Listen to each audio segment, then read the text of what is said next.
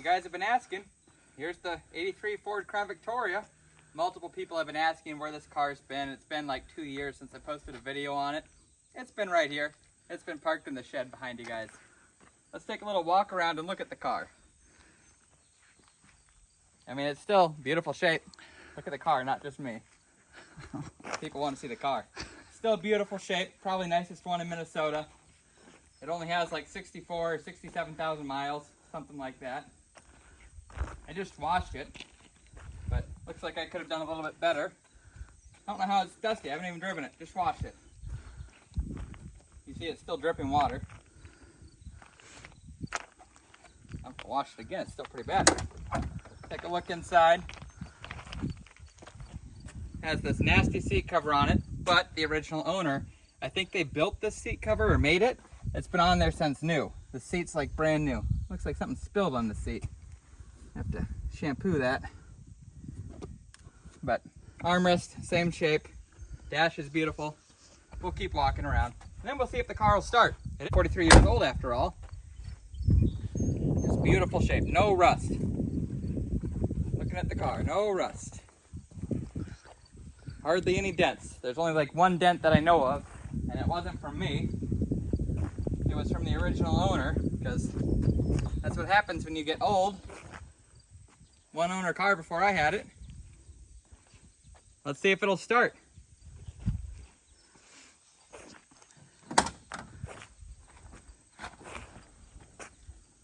Don't even have to pump it. Right up.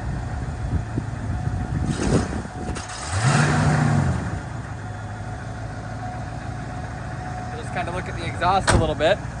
Here, go back by the exhaust.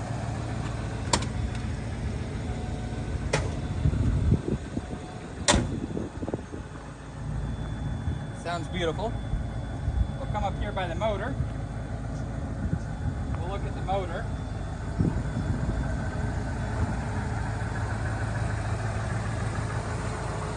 Make sure your back far enough to where they can see. They can get up here in this beautiful motor. Nice and smooth. A little dirty under here. We live on a gravel road. Let's go for a drive. Hop in, Grandma. I gotta lift the handle. Lift up on it. Up. There you go. Ouch. You hit your head. 64,000 miles, 392. 64,392. No seat belts? Well, it has them, but I don't think we need them on. What do you want to look at here? Film. We can look at the dash, kind of look at the beautiful speedometer. I'll hold it for a second. Beautiful speedometer. Last year I basically daily drove this car for a couple months.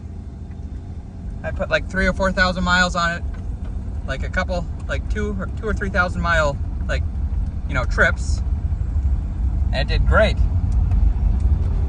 Radio.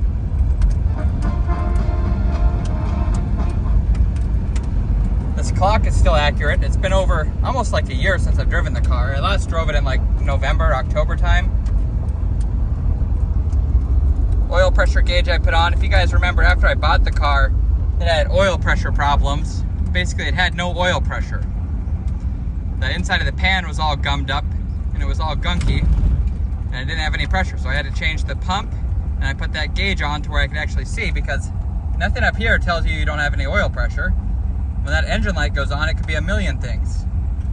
But luckily I pulled over quick enough because I heard some ticking and I wanted to look at it. Temperature gauge. Make sure it's not overheating.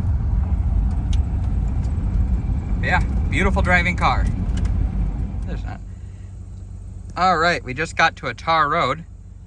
Let's see what this car is gonna do.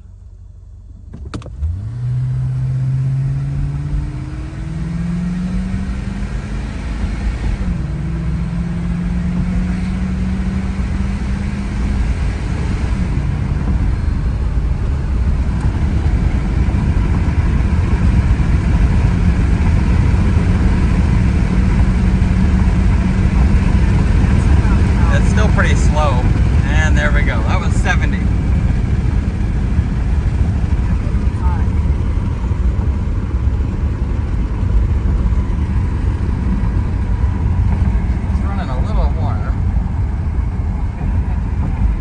it's 190. That's the thermostat, it's fine. Horn works. The horn on this car is over here. Such a weird spot for a horn. It should be like right here. Don't know why they would have put it there. Stops good. Nice and straight. Not even holding the steering wheel. Still really good oil pressure. For oil in this car, I run 1540. If you go back to one of the first videos, you'll see why. Whenever it lost oil pressure, it had a lot of metallic flakes and stuff from bearing material. So a little bit thicker oil for a little bit more pressure. I did notice a difference when I changed my oil this last time. I had 4,000 miles on my oil, and I was noticing it had a little bit less pressure than what it was before. And I changed the oil and I got like another 15 pounds of pressure back. So, new oil actually does make a difference when it's old.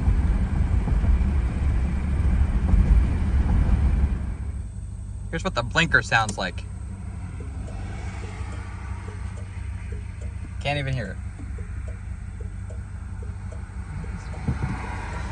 I mean, I can hear it, but you guys probably can't.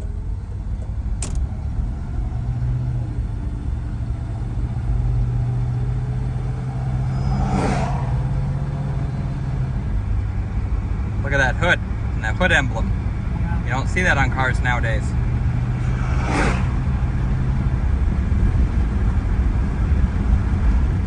Before I end this video, I wanted to show you guys some of the stuff I've had to do to this car the past year. Open up the hood.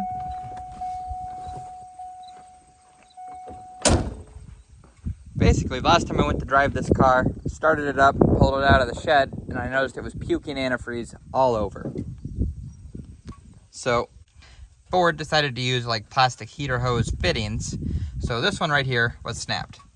It was just leaking coolant all over the place. Replaced that. You see new hose clamps. I replaced that one rubber hose there because it was split when I tried to remove it. Also on this car, there's a crankshaft position sensor. So it was randomly losing spark, like it wouldn't start or like it would stall.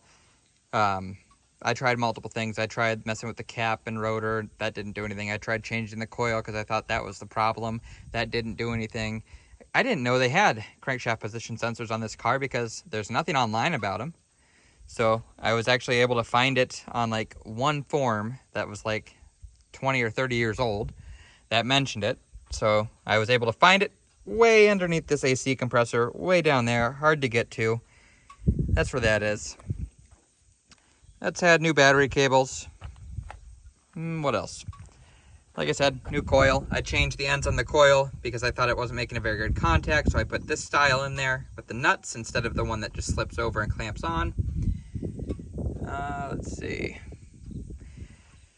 In the first video of this car, whenever I lost the oil pressure, so I put an oil pressure sensor in, or oil pressure gauge, mechanical gauge, goes right down there where the original sensor would have been. Just simply left that unplugged. Let's see. Put a temperature sensor right there. And while I'm under here, I think I see a little bit of a leak. At least I thought it was dripping. Dripping? Yeah. Where's that dripping from? Is that antifreeze? No, it's just bubbling. I think that's old. I don't think that's new. Might just be boiling because it's kind of warm. I just turned it off. It'll take a while for that to evaporate. Next, I need to probably change this master cylinder. You can see it's been leaking. I need to do some rear wheel cylinders on the rear brakes. I topped it off a little while ago. That one in the front, that's for the rear brakes. I noticed one of them was leaking whenever I went to drive this car. Basically, I saw some stuff on this tire over here. I pressure washed it, probably can't see it. But you can kind of see where it was leaking down the tire. So I think that is from my brake cylinder. Other than that, here's the back of the car. Looks amazing. This plastic, terrible, terrible condition, terrible shape. It's it's flimsy. It just, you know, breaks right off. Dome light works. Beautiful car. Love the car.